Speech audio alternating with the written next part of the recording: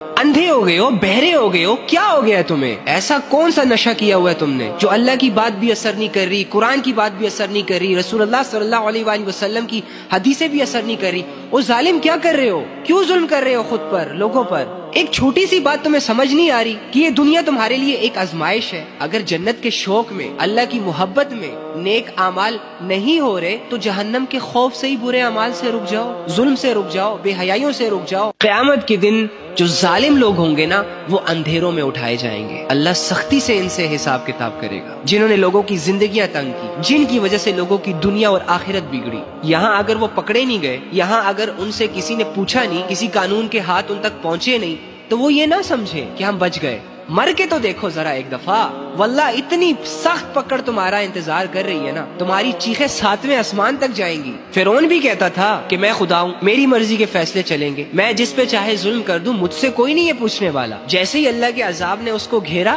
ساری اکڑ ٹھکانے آ گئی، جھک گیا اللہ کے سامنے، چیخ چیخ کے کہہ رہا تھا میں سدھر گیا، میں لے آیا ایمان آپ پر، موقع دے دے، کوئی موقع نہیں ملا۔ ایسے ہی آج اگر اس دنیا میں کوئی بھی ظالم ہے، کوئی بھی کسی دوسرے پہ ظلم کر رہا ہے اور اس کی وجہ سے کسی کی زندگی برباد ہو رہی ہے، کسی کی عزت برباد ہو رہی ہے، کسی کا ایمان خطرے میں، واللہ ایسے ظالموں کی پکڑ بہت سخت ہونے والی ہے۔